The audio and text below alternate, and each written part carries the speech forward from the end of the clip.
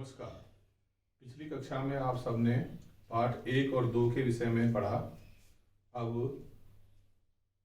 रुचिरा के तीसरे पाठ डिजी भारतम का जो अभ्यास कार्य है उसके ऊपर चर्चा करेंगे। जैसे कि परीक्षा में प्रश्न पूछा जाता है कि कोई भी एक अनुच्छेद दिया रहेगा, उस अनुच्छेद पर आधारित एक पदेन और पूर्ण वाक्येन उत्तरत तथा निर्देशानुसारम उत्तरत पूछे जाते हैं। अब इसलिए जो अभ्यास कार्य में एक पदेन उत्तरत या पूर्ण वाक्येन उत्तरत जो प्रश्न होते हैं उनको रटने की या याद करने की आवश्यकता नहीं होती है।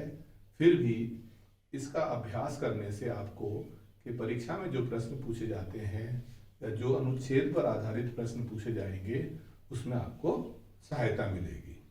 मैं यहाँ एक बात और बताना चाहूँगा कि आप सबको प्रश्न को ढंग से पढ़ना है और ये समझना है कि वो जो भी एग्जामिनर है वो क्या पूछना चाहते हैं। जैसे कि एक पदेन उत्तरत का मतलब होता है प्रश्न का एक पद में उत्तर देना। कई बच्चे क्या करते हैं कि उसका पूछा गया है एक पदेन उत्तरत और वो पूर्ण वाक्य में उत्तर दे देते हैं, क्योंकि उससे उसके अंकों में भी कटौती होती है और अध्यापक के ऊपर उसका इंप्रेशन भी अच्छा नहीं पड़ता है। इसलिए आप सबको ये विशेष रूप से ध्यान रखना है कि जो प्रश्न एक पदेन में पूछा है तो उसका एक पद में ही उत्तर देना है और जो पूर्ण वाक्य में उत्तरत पूछा है उसका पूर्ण वाक्य में। जैसा कि इस भारतम का जो पहला प्रश्न है कि अधोलिखिता नाम प्रश्ना नाम उत्तराणी एक पदेन लिखत। इसका पहला प्रश्न है कुत्र डिजिटल इंडिया इत्यस्य चर्चा भवति। कहाँ पर डिजिटल इंडिया इसकी चर्चा होती है? तो इसका उत्तर हो जाएगा संपूर्ण विश्वे। संपूर्ण विश्वे। दूसरा प्रश्न है केन सह मानवस्य आवश्यकता परिवर्तते। किसके साथ मनुष्य की जो आवश्यकता है वो परिवर्तित होती रहती है? तो इसका उत्तर हो जाएगा काल परिवर्तनेन। काल परिवर्तनेन, अर्थात समय के परिवर्तन के साथ मनुष्य की आवश्यकताओं में तब्दीली आती रहती है। तीसरा प्रश्न है ग आपणे वस्तुनां क्रय समये केषां अनिवार्यता न भविष्यति। तो आपणे माने बाजार में वस्तुओं के क्रय समय, वस्तुओं को खरीदते समय किनकी आवश्यकता नहीं होगी? षष्ठी में प्रश्न पूछा है तो षष्ठी विभक्ति में ही उत्तर देना है। रूप्यकानां, रुपयों की आवश्यकता नहीं होगी। इसका मतलब ये नहीं कि आप बाजार से आपको फ्री में सामान मिलने लगेगा, ऐसा नहीं होगा। अपितु जो भी आप सामान खरीदेंगे उसका पेमेंट अब आपको कैश करने की जरूरत नहीं पड़ेगी, बल्कि वो पेटीएम के द्वारा, नेटवर्किंग के द्वारा या और बहुत सारी ऐप्स आजकल हमारे मोबाइल में उपलब्ध हैं, उनके द्वारा उनका पेमेंट किया जा सकता है। अगला प्रश्न है कस्मिन् उद्योगे वृक्षाः उपयुज्यन्ते। ऐसा कौन सा उद्योग है जिसमें वृक्षों का उपयोग किया जाता है? तो उत्तर हो जाएगा करगर। करगर का मतलब होता है कागज। कागज के उद्योग में बहुत सारे पेड़ काटे जाते हैं क्योंकि पेड़ों से ही कागज का निर्माण होता है। अगर हम संगणक का प्रयोग करेंगे या डिजिटल ट्रांजैक्शन, डिजिटल सारे काम करने लगेंगे तो इससे पेड़ों के कटने में भी कमी आएगी और पर्यावरण भी शुद्ध होगा। अंतिम प्रश्न है एक पदेन का अद्य सर्वाणि कार्याणि केन साधितानि भवन्ति। तो उत्तर हो जाएगा संगणकेन। संगणकेन या कंप्यूटर माध्यमेन, संगणक नामक यंत्रेण, दोनों का आंसर हो सकता है। तो एक पदेन उत्तर हमें इस प्रकार से इसी का दूसरा प्रश्न है अधोलिखितान प्रश्नान पूर्ण वाक्येन उत्तरत। पूरे वाक्य में उत्तर आपको रटने की जरूरत नहीं है, क्योंकि जो भी इस तरह ये दोनों एक पदेन और पूर्ण वाक्येन आएंगे वो अनुच्छेद पर आधारित होंगे, और अनुच्छेद में इन सभी प्रश्नों के उत्तर निहित रहते हैं। केवल आपको उस अनुच्छेद में से इन प्रश्नों के उत्तर ढूंढने हैं और फिर आपको लिखने हैं। जैसे पहला प्रश्न है, प्राचीन काले विद्या कथम गृह्यते स्म। प्राचीन काल में विद्या कैसे ग्रहण की जाती थी? तो इसका उत्तर हो जाएगा श्रुति परंपराया। श्रुति परंपरा से। दूसरा प्रश्न है, तो उत्तर पूर्ण वाक्य में जब हम इसका लिखेंगे तो उत्तर हो जाएगा प्राचीन काले विद्या श्रुति परंपराया गृह्यते स्म। पहले प्रश्न में हमने एक पद में उत्तर दिया था, किंतु यहाँ हमें पूर्ण वाक्य में उत्तर देना है, तो हमें पूरा वाक्य लिखना होगा। दूसरा प्रश्न है, वृक्षाणाम कर्तनम कथम न्यूनताम यास्यति। पेड़ों का जो कटना है वो कैसे कमी को प्राप्त होगा? तो इसका उत्तर हो जाएगा वृक्षाणाम कर्तनम संगणकस्य अधिकाधिक प्रयोगेन न्यूनताम यास्यति। तीसरा प्रश्न है, चिकित्सालय कस्य आवश्यकता अद्यनानुभूयते। चिकित्सालय में, अस्पतालों में किसकी आवश्यकता आज हमें का अनुभव नहीं होता है? तो उत्तर हो जाएगा चिकित्सालय रूप्यकाणाम आवश्यकता अद्यनानुभूयते, क्योंकि हम ऑनलाइन पेमेंट कर सकते हैं या किसी भी डेबिट कार्ड या क्रेडिट कार्ड के द्वारा। वयम कस्याम दिशि अग्रेसराम, हम किस दिशा में आगे बढ़ रहे हैं? उसका उत्तर हो जाएगा वयम डिजि भारतम इति अस्याम दिशि अग्रेसराम, इस दिशा में बढ़ रहे हैं। पांचवा प्रश्न है, वस्त्र पुटके केशाम आवश्यकता ना भविष्यति। अब हमारे वस्त्र पुटक में, बटुए में या जेब में किसकी आवश्यकता नहीं होगी? तो उत्तर हो जाएगा रूप्यकाणाम। अगला प्रश्न है जो बहुत ही इंपॉर्टेंट है, आपको अच्छी तरह से समझना है। रेखांकित पदानि अधिकृत्य प्रश्न निर्माणम कुरुत। तो पहला प्रश्न है, भोजन पत्रोपरि लेखनम आरब्धम। इस प्रश्न निर्माण को लेके मैंने पहले भी कई वीडियो अपलोड की हुई हैं। अगर आपको अभी समझ में ना आए तो उन वीडियो को देखकर आप अच्छे ढंग से समझ सकते हैं। फिर भी यहाँ मैं पुनः प्रयास कर रहा हूँ कि आप समझ सकें। तो पहला प्रश्न है, भोजनोपरि लेखनम आरब्धम। यहाँ लेखनम को अंडरलाइन किया हुआ है, तो जिस भी शब्द को रेखांकित किया हो हमें उस शब्द में ये देखना होता है कि वो शब्द किस लिंग का है, किस वचन का है और किस विभक्ति का है। जैसे हमने यहाँ पर लेखनम शब्द देखा तो ये प्रथमा विभक्ति एक वचन नपुंसक लिंग, तो इसका उत्तर हो जाएगा किम शब्द का नपुंसक लिंग में बनेगा किम। रूप चलते हैं किम के तानी। तो प्रश्न बन जाएगा भोजन पत्रोपरि किम आरब्धम। दूसरा प्रश्न है, लेखनार्थम करगतस्य आवश्यकता अनुभूति न भविष्यति। रेखांकित पद है करगतस्य, तो करगतस्य कौन सी विभक्ति का रूप है? साफ दिखाई दे रहा है, अकारांत है और षष्ठी विभक्ति एक वचन है, तो इसका उत्तर हो जाएगा कस्य। पूरा प्रश्न बन जाएगा कि लेखनार्थम कस्य आवश्यकतायाः अनुभूति न भविष्यति। तीसरा प्रश्न है, विश्राम गृहेषु कक्षम सुनिश्चितम भवेत्। तो इसमें सप्तमी विभक्ति है। किसी भी स्थान के लिए हम दो तरह के शब्दों का प्रयोग करते हैं। एक तो किम शब्द का, जिस भी विभक्ति का वह शब्द है उस विभक्ति में रूप चलाकर उसी लिंग में, और दूसरा अगर किसी स्थान का वर्णन हो रहा है तो हम वहां पर कुत्र का प्रयोग भी कर सकते हैं। कुत्र एक अव्यय है, कुत्र माने कहाँ। कोई भी सप्तमी विभक्ति का स्थान सूचक शब्द आए तो वहां हम किम शब्द के स्थान पर कुत्र अव्यय का प्रयोग भी कर सकते हैं। सर्वाणि, अगला प्रश्न है, सर्वाणि पत्राणि चल दूरभाष यंत्रे सुरक्षितानि भवन्ति। यहाँ पर भी वही चल दूरभाष यंत्रे सप्तमी विभक्ति है।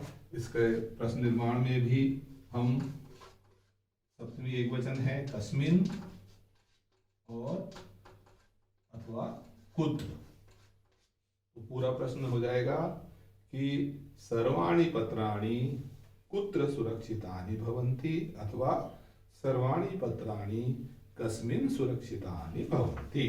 अंतिम प्रश्न है प्रश्न निर्माण का, वयम उपचारार्थम चिकित्सालयम गच्छामः। उपचारार्थम किस लिए, तो किस लिए के लिए अव्यय आता है किमर्थम, तो इसका प्रश्न निर्माण हो जाएगा कि वयम किमर्थम चिकित्सालयम गच्छामः। किमर्थम, किमर्थम। आशा है ये प्रश्न समझ में आ गया होगा। प्रश्न निर्माण कैसे करते हैं ये भी आप अच्छी तरह से समझ गए होंगे। अब अगला प्रश्न देखते हैं। अगला प्रश्न है उदाहरणम अनुसृत्य विशेषण विशेष्य मेलनम कुरुत।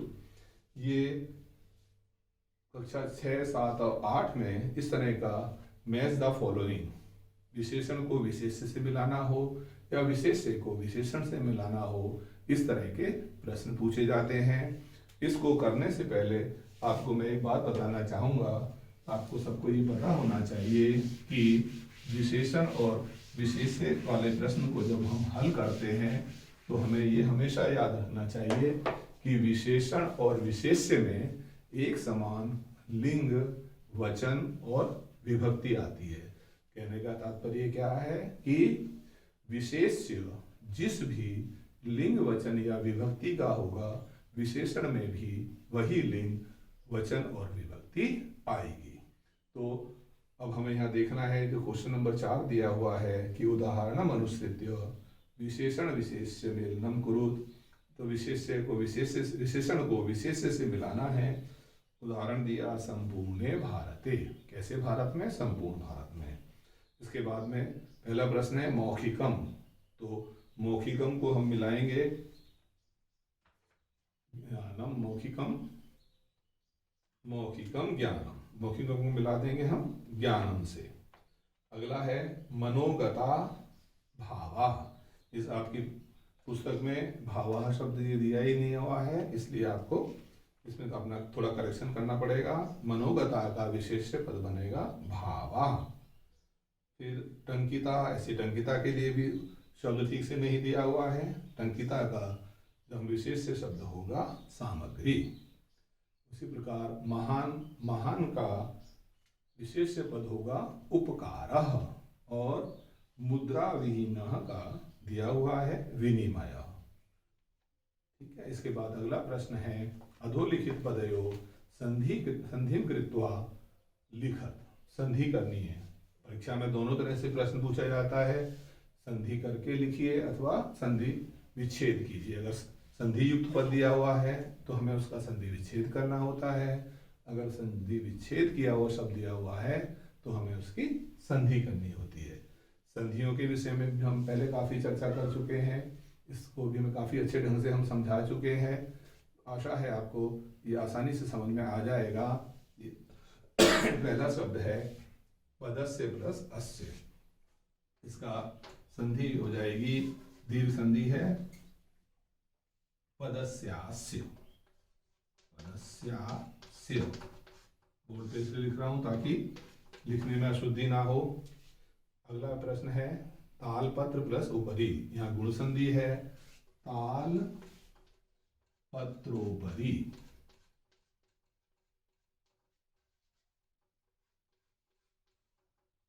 तीसरा है च प्लस अतिष्ठत, दीर्घ संधि चातिष्ठत।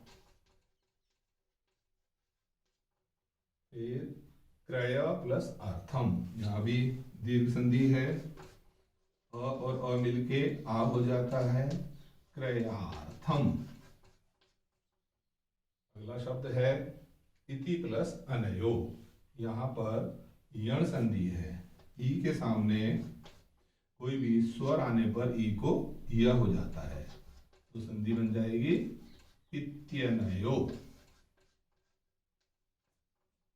और अंतिम शब्द है उपचार प्लस अर्थम।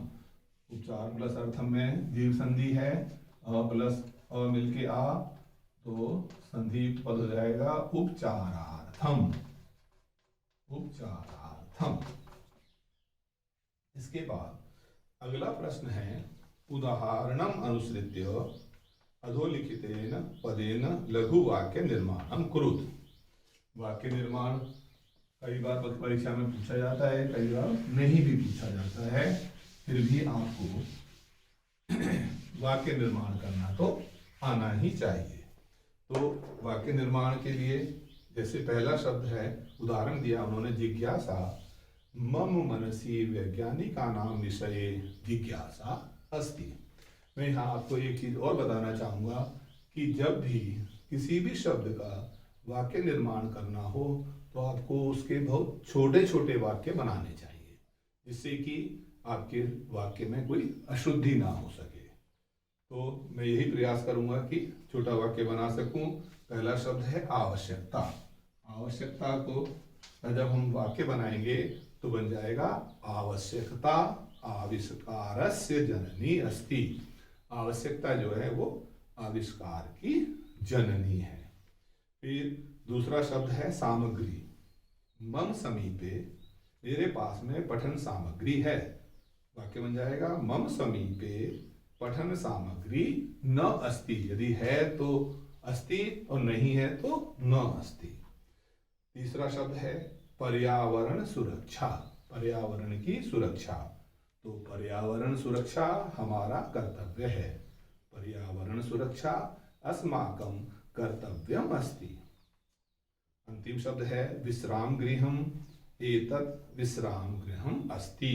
सबसे छोटा वाक्य है, आसानी से आप बना सकते हैं। पहले हिंदी में वाक्य सोचिए और फिर उसको संस्कृत में उसका अनुवाद कर दीजिए, तो वो वाक्य निर्माण हो जाता है।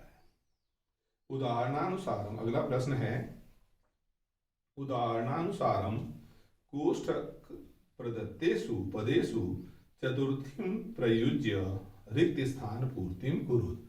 बहुत सरल प्रश्न है, केवल हमें शब्द रूप आने चाहिए। सभी शब्दों में चतुर्थी विभक्ति लगानी है। जैसे उदाहरण दिया, भिक्षुकाय धनम ददातु। भिक्षु शब्द में चतुर्थी में बना भिक्षुकाय। फिर इसी प्रकार छात्र रिक्त स्थान है, छात्र का बन जाएगा छात्राय। इसका हम बहुवचन में भी प्रयोग कर सकते हैं, छात्राय अथवा छात्रेभ्यो। दूसरा है अहम निर्धनाय। इसका भी हम दोनों उसमें दे सकते हैं, निर्धनाय अथवा निर्धनेभ्य। मैं निर्धनों को या एक निर्धन को धन देता हूँ। निर्धनेभ्य, चतुर्थी एक वचन या चतुर्थी बहुवचन। तीसरा है लता। अब लता जो है वो आकारांत शब्द है। आकारांत शब्द के रूप लता के रूप लता लते लता, लताम लते लता, लतया लताभ्याम लता भी चतुर्थी में बन जाएगा लतायै। फिर अगला है रमेशः रिक्त स्थान अलम।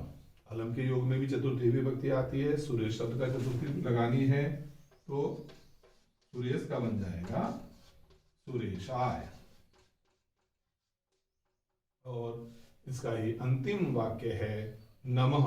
नमः के योग में चतुर्थी अध्यापक शब्द दिया हुआ है तो हो जाएगा अध्यापकाय। अध्यापकाय। जैसे ही नमः, ओम नमः शिवाय, नमः के योग में चतुर्थी आती है। रामाय नमः, अग्नि शब्द दिया हुआ है तो अग्नये स्वाहा, अग्नये स्वाहा। या और किसी भी उसमें हम जब नमस्कार करते हैं तो चतुर्थी विभक्ति का प्रयोग किया जाता है। आज की कक्षा में इतना ही। धन्यवाद।